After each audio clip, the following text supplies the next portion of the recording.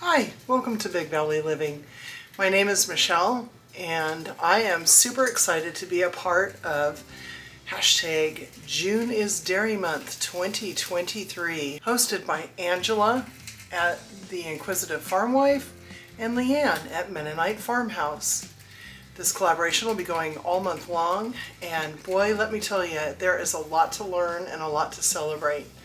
So I hope you enjoy this video. I am not a farmer, I'm not a dairy farmer, so I've been invited to make something that primarily uses dairy products.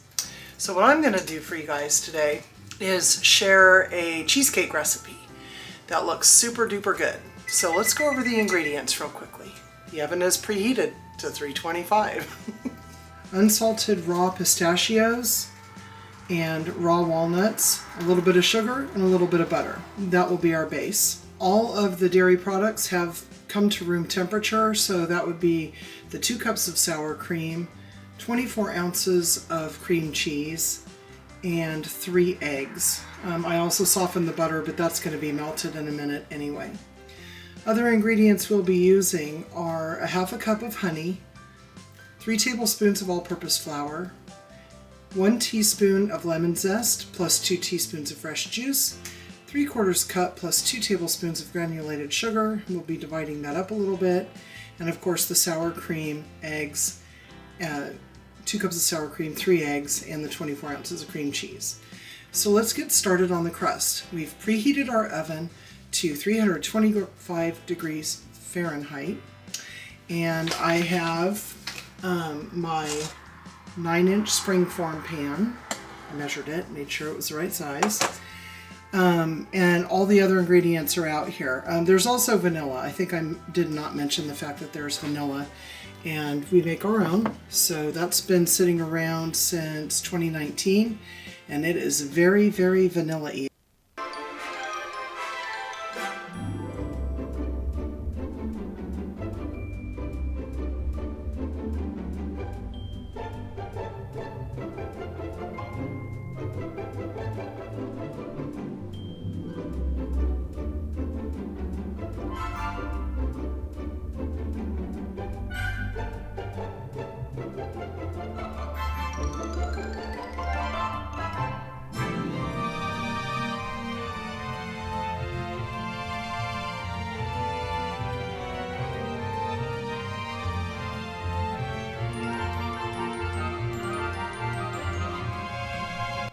Let's go ahead and dump our 2 cups of combined nuts and Biscoff cookie crumbs into a bowl and get them kind of mixed together here.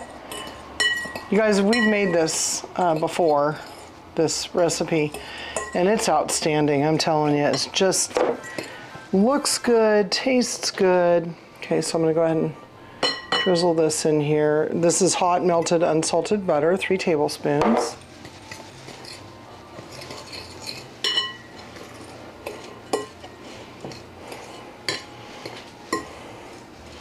Never knew I was left-handed until I started taping videos.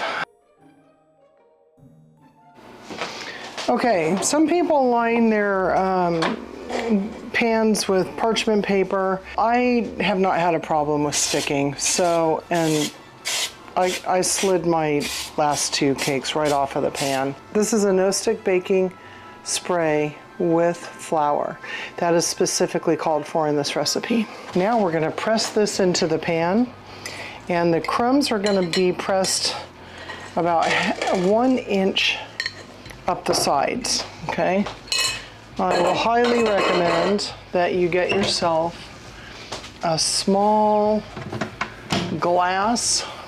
A horseradish jar would work here, as long as it's clean and there's no paper on it. But I like to use this little cup that I have to mush it up on the sides. So it's about 1 inch up. I like to get the sides kind of started and set before I go down around the bottom.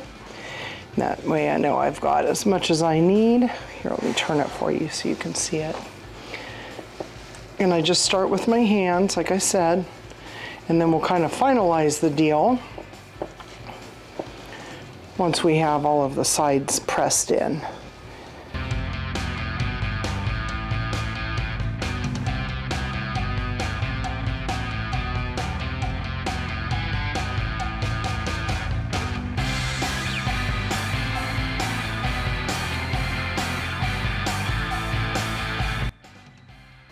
Make sure you put it on a cookie sheet. It doesn't really get that melty with butter, and you might have to wipe it out when you're done, but I'm not going to waste the aluminum foil to put down there just in case it gets a little bit of butter on it. Let's put it in the oven at 325 for 5 to 7 minutes, just until you barely start to smell it. Remember, we need to get this somewhat firm, but not crazy, because it's going to cook again with all the filling in it for well over 40 to 50 minutes. So let's go ahead and just get it fragrant and then pull it out, and it will sit and cool down for about 10 to 15 minutes. Okay, right at the 7-minute mark. And you can smell that it's fragrant and it looks set to me, so we're going to go with that. And while this is cooling off, we're going to go ahead and get the first filling ready. Okay, now for the filling. We're going to put in 3 8-ounce packages of room temperature cream cheese, and then I'm going to cream that for 1 to 2 minutes before adding the next ingredients.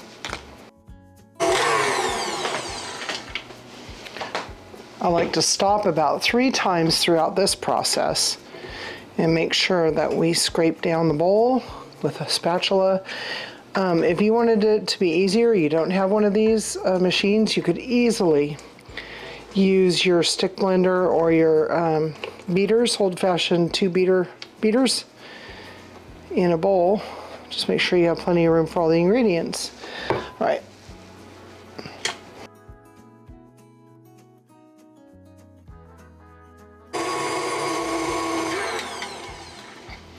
Okie dokie.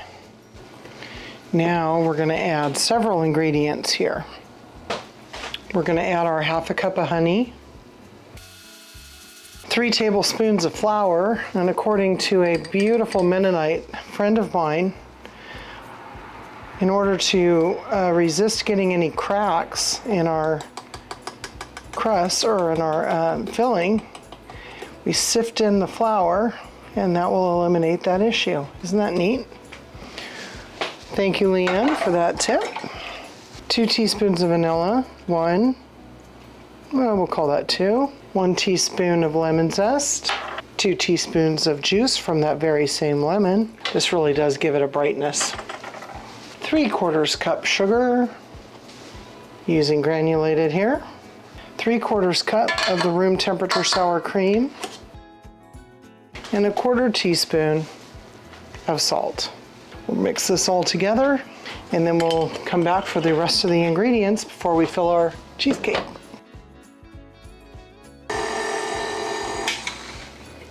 Now we're only mixing this one for about a minute, but we do need to make sure that we scrape down the bowl and make sure that you get the bottom of the bowl and that there's no sugar or flour or unmixed ingredients down there.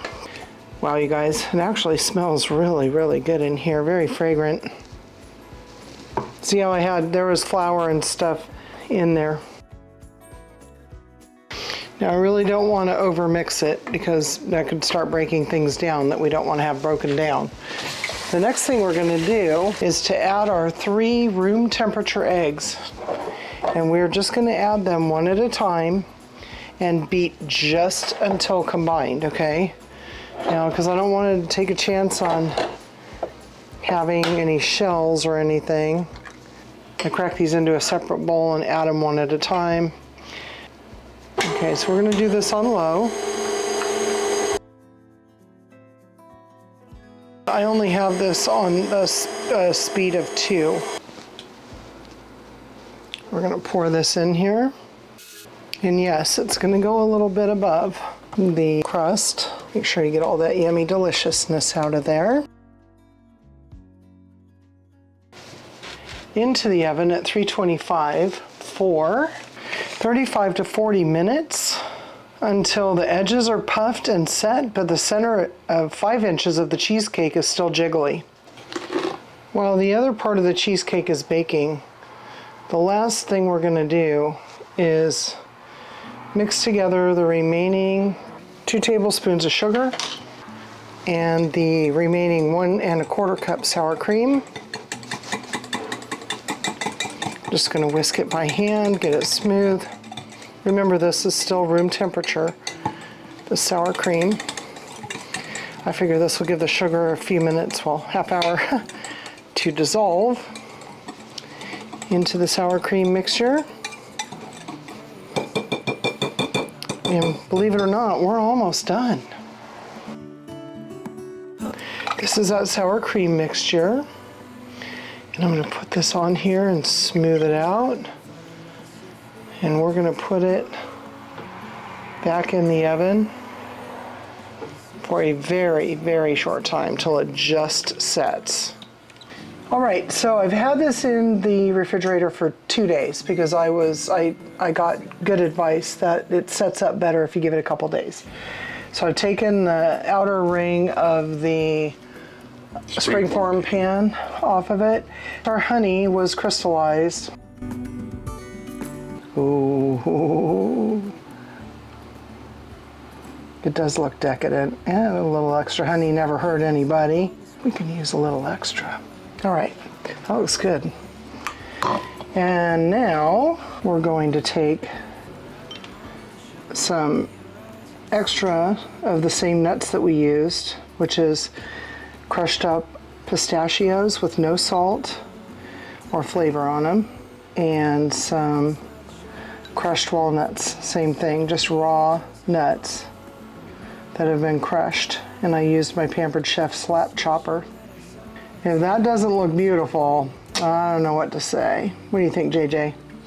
Looks pretty yummy. I think we're gonna need to bite into this. And I have a cousin over here right now that has been waiting very, very patiently for 2 days to give it a shot.